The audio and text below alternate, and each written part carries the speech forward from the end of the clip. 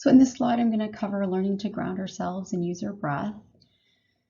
So at any point during the day, you can plant the soles of your feet firmly on the ground.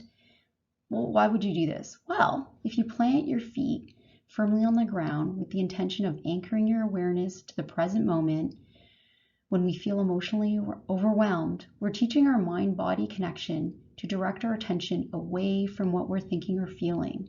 So you can do this when you're not meditating. You can just focus on connecting your feet to the earth to ground and settle yourself. You can engage in belly breathing and be mindful not to engage your chest, because we know chest breathing can increase sensations of anxiety. And if it helps you and serves you, you can ground yourself to the earth. So imagine your feet connecting deep to the earth, to the core. Some people enjoy that state. If that's not something that resonates with you, that's okay. Just use the ground that presents right before you. And while you're connecting to the earth or the ground, just remember that you're safe. The ground is firm. You can even think of calming aspects related to the ground, how we walk on it every day, how it takes us here and there. And there's a lot of calming aspects when we think of being able to just plant our feet and ground us. And we can just breathe that in, hold it, and release it. And you can engage in a visualization if that helps you.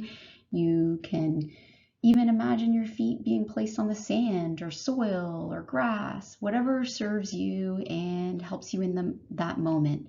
So just think about that, how if you redirect your attention to grounding yourself, it takes your awareness off of what's going on currently and redirects it. And if you couple it with your breath, you can release whatever's going on inside yourself and lower the intensity. It may not go away completely, but you can definitely lower the intensity. Or if you choose, you can simply just focus on your breath as a way of calming and soothing yourself. So just remember keeping your chest still and only your belly moves up and down.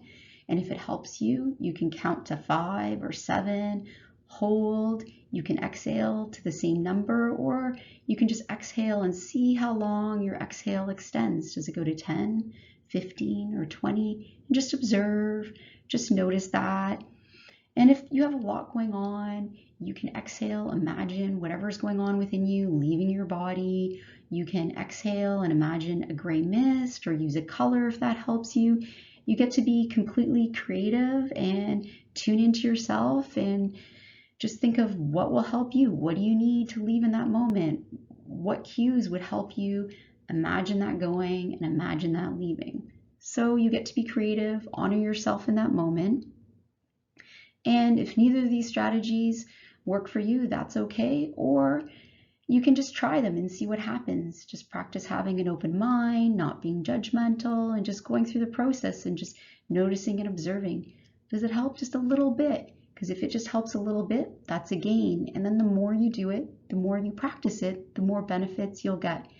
It's the same as riding a bike. We don't just jump on a bike and go full throttle the first try. Often we have little scooters in the house, or when I was a kid, there was like big wheel, and we have a tricycle, and then they kind of, parents will kind of change the little wheels on your bike so that, I guess they're called training wheels, so that they don't always just touch the ground, but if we kind of go a little bit to the left, one kind of touches the ground, so it helps keep us steady. So just remember that in this process there's going to be little moments where we don't feel steady or fully engaged, or we tune out. It's just the same, and that's not an issue.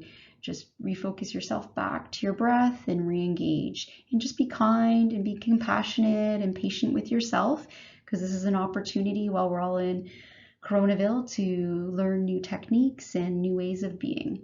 In the next slide, I'm going to talk about how distracting ourselves can be positive at this time and an adaptive concept. It's not always a good strategy, but it can be for right now.